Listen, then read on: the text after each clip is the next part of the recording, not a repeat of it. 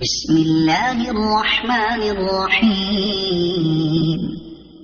تبارك الذي بيده الملك وهو على كل شيء قدير، الذي خلق الموت والحياة ليبلوكم أيكم أحسن عملا وهو العزيز الغفور، الذي خلق 7 سماوات طباقا ما ترى في خلق الرحمن من تفاوت، فارجع البصر هل ترى من فطور، ثم ارجع البصر كرتين ينقلب إليك البصر خاسئا وهو حسير، ولقد زينا السماء الدنيا بمصابيح وجعلناها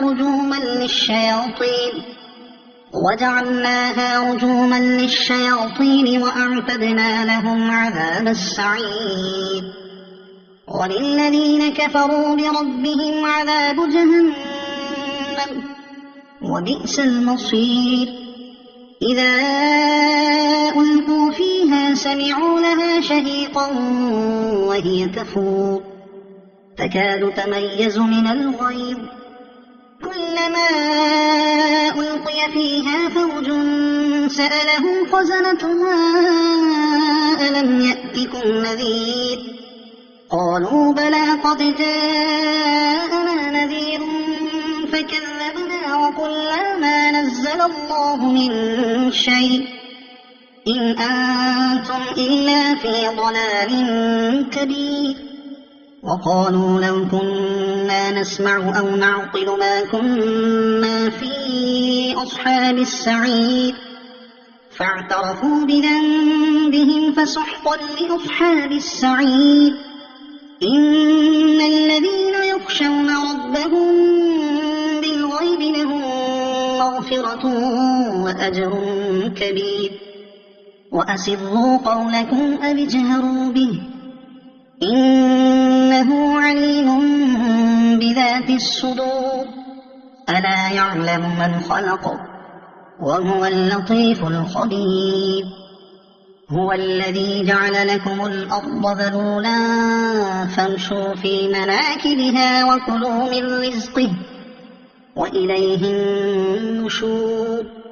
أأمنتم من في السماء أن يخسف بكم الأرض فإذا هي تمور، أم أمنتم من في السماء أن يرسل عليكم حاصبا، فستعلمون كيف نذير.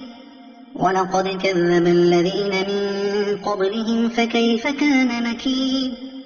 أولم يروا إلى الطير فوقهم صافات ويقبضن ما يمسكهن إلا الرحمن إنه بكل شيء بصير. أمن هذا الذي هو جند لكم ينصركم من دون الرحمن إن الكافرون إلا في غرور. أمن هذا الذي يرزقكم إن أمسك رزقه بل لجوا في عتو ونفور. أفمن يمشي مكبا على وجهه أهدى أمن يمشي سويا على صراط مستقيم.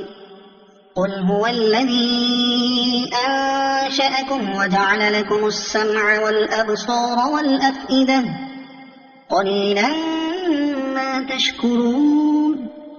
قل هو الذي ذرأكم في الأرض وإليه تحشرون.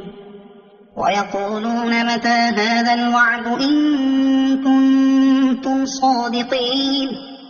قل إنما العلم عند الله وإنما أنا نذير مبين.